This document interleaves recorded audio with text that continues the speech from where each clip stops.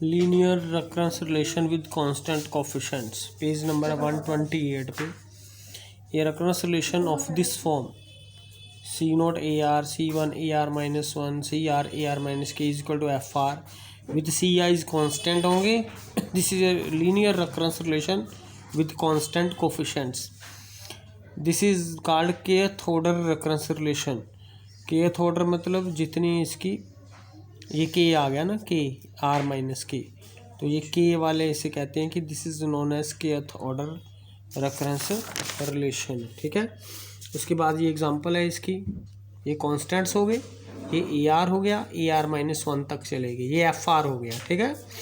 This ये linear, क्योंकि ये 2 5 कॉन्स्टेंट्स हैं तो ये लीनियर रेकरेंस रिलेशन है।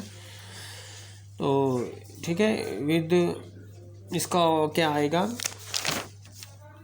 kth ऑर्डर, ये 1th ऑर्डर का हो जाएगा क्योंकि वहाँ की के की वैल्यू कितनी है, 1 है।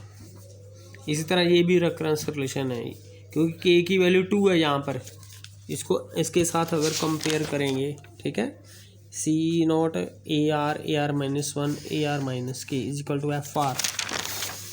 तो ये एफ आर है, यहाँ पर कांस्टेंट भी हो सकता है, आर की टर्म चाहे ना हो, अकेला 4 भी हो सकता है। तो ये यहाँ पे 2 आ गया, तो इसका मतलब ये सेकंड ऑर्डर का है, ये आर माइनस के है ना, 2 आ गया, तो ये एक सेकंड ऑर्डर का रेफरेंस रिलेशन। इसी तरह ये वाला हम करेंगे, यहाँ पे ये 3 आ गया, देखो ये आर, यहाँ पे आर है ना, आर की जगह पे इसने के ले लिया, पर के आर माइनस 3, तो ये यहाँ पे 3 आ गया, तो this is A third order reference relation. ये कुछ नहीं है, आर की जगह पे के ले लिया। ठीक है। उसी तरह से यहाँ पर आर का फंक्शन था, यहाँ पे के का फंक्शन है। और मैंने पहले भी बताया पे, यहाँ पे जरूरी नहीं कि आर का फंक्शन कला 4 भी हो सकता है, 5 भी हो सकता है। तो ये थर्ड ऑर्डर का है हमारे पास, ये लीनियर रेफरेंस रिलेशन है क्योंकि इनके जो कोफिशिएंट्स हैं, जैसे ए आर की जगह पे मैंने यहाँ पे इसने डी के ले लिया, तो ये कौन सी, इसका कोफिशिएंट है 1, इसका कोफिशिएंट है 3। उसके बाद है रेफरेंस रिलेशन, तो ये इनको हम रेफरेंस रिलेशन भी कहते हैं। ठीक है। उसके बाद है determination of recurrence relation from the solutions. मान लो ये हमें एक सॉल्यूशन गिवन है, तो हमने रेकरेंस रिलेशन फाइंड करना है, हमने इस तरह का कोई रेकरेंस रिलेशन फाइंड करना है। तो ए के इसके बराबर है, तो हमने क्या करना है, इसको 5 पॉइंट, इसी को इसी फॉर्म में लिखना है। ठीक है। रेकरेंस रिलेशन तभी आएगा अगर ए के इज इक्वल टू अदर, इधर भी ए के वाली टर्म आए तो ही रेकरेंस रिलेशन बनता है। जैसे यहाँ पर डी आ रहा है तो यहाँ पे डी की टर्म्स ही आ रही हैं, तो ए के को ऐसे लिख सकते हैं, 5 कॉमन ले लिया, एक पावर कम होगी, 5k माइनस 1 होगी। अब 5 कॉमन ले लिया, 7 को अंदर ले गए। ठीक है। मल्टीप्लिकेशन है, कैसे भी कर लो।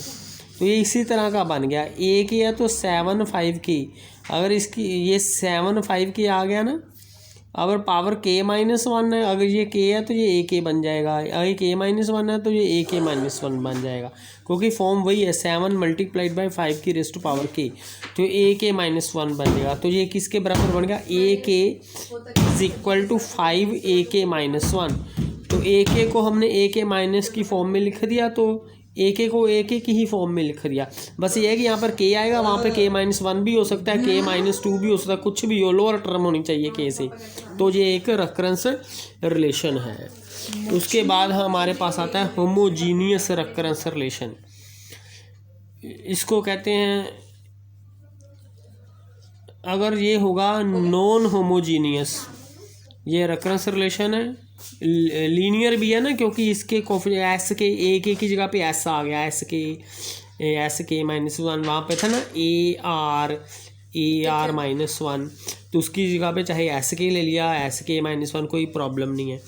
इज इक्वल टू, यहाँ पर आर की जगह पे के है तो ये फंक्शन ऑफ के आ जाएगा। ठीक है।